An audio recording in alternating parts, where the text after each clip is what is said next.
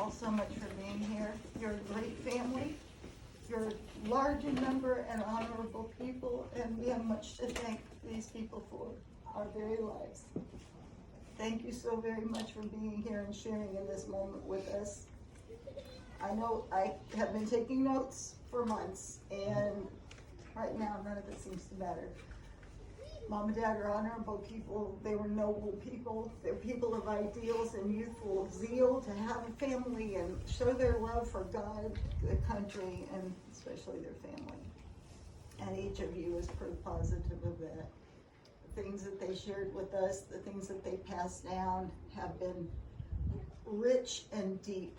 They were raised in a different era than what we're currently living in, but they had so much right, so much good, so much godliness that they did pass down to each and every one of us.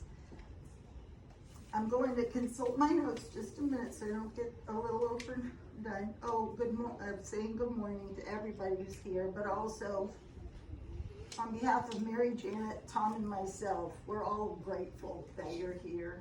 This means more than you know to honor the life and legacy of Mom and Dad.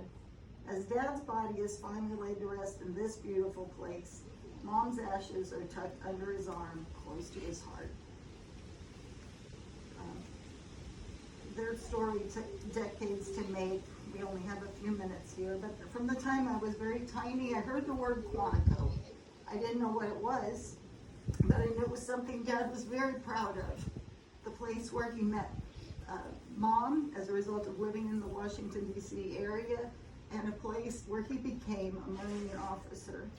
He was very pleased with the opportunities that he had been given and very excited about the life that he had to share. This place seemed mysterious and mystical, even magical when he spoke of it. It was intriguing to me because of the special joy the memory of it made for Dad. He spoke so reverently and delightedly of this place where he became a Marine officer. So Mom and Dad took his commission and went to Camp Pendleton for their honeymoon from their Pennsylvania wedding.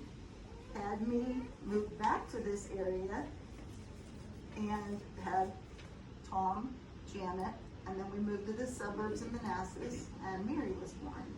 I started first grade there. In a way, we've returned home today. Dad loved the space program, and when the opportunity opened, we followed the Huntsville, and ultimately became Kennedy. Dad and Mom embraced adventure, their love for God, country, and family, fueled their enthusiasm for life. They were innocent, brave, and idealistic. Sorry. See if I can. Dad worked two jobs when I was tiny up in the Washington, D.C. area. People's Drug Store in the evening, where Mom would occasionally haul us to visit him at work. He was a cheerful, fun-loving, God-honoring man, serving as an usher in the little white steeple church in Manassas. As he passed the basket, I remember excitedly called Daddy and walking on the cushioned pews. His life hero. He was big, he was strong. I was handicapped, and he made me feel so safe.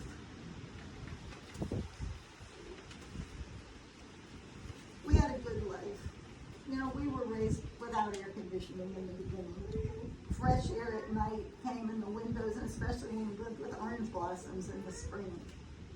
We used to get ices. Dad always wanted to stop for the ices when they came out on the way home from the beach. They'd take us to drive-in movies for a while. When we were little, there were double features, one for the children, till they went to sleep, and then one for the adults. Things like Bridge Over the River Kwai and It's a Mad, Mad, Mad World. I remember peeking over, they were not of interest to me. But Mom would bathe us, get us in our jammies, stick us all in the car with a big brown paper sack of popcorn, and we were off to the movies. That we loved watching Dad light up about the space program more than I think we cared about it at the time. He would have us all excited, like, come out, get away from the TV, this is history. Come on, see the rockets are going up.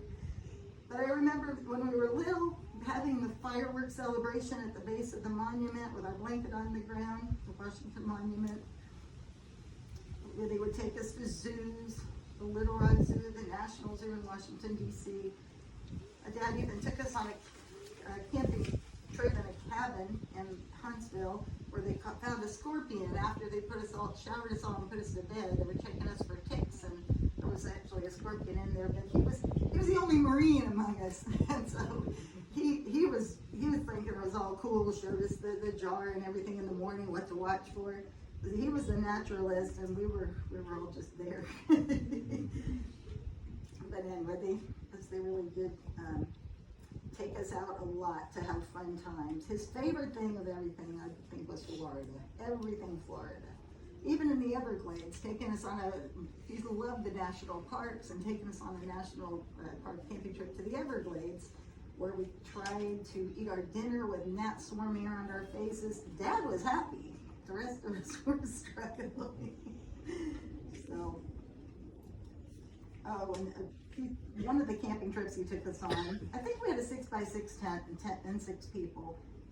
To prevent leaking, we were told not to touch the sides.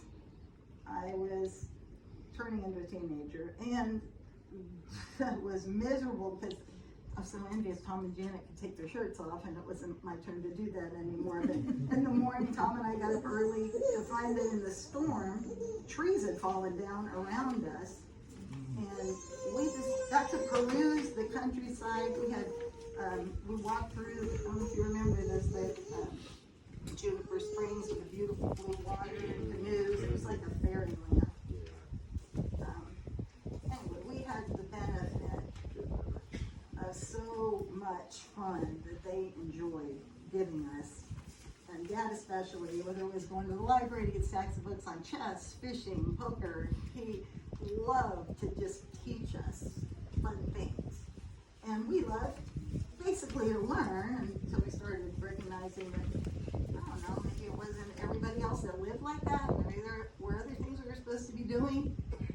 But Dad never lost his personal zeal for learning, and we have come to appreciate everything he taught us. Mm-hmm. Anyway, he always had a twinkle in his eye, in love with Mom and adoring his children. He was a favorite of my friends for providing the sense of fun that some homes lacked. His enthusiasm for using resources like lakes and parks and beaches was a treasure that we now realize he put a lot of planning into.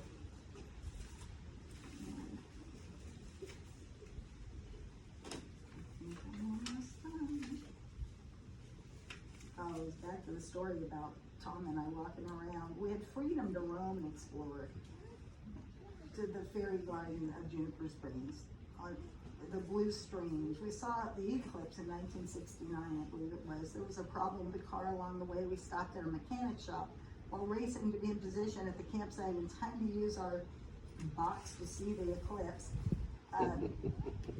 While Dad worked hard to provide private education for us as he could, we were basically homeschooled better by them than anything else I remember.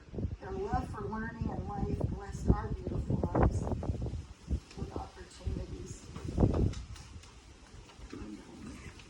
little sentence up here. Thank you for your patience. This is never easy. It's shocking that we're actually doing this, even though you know it's coming in your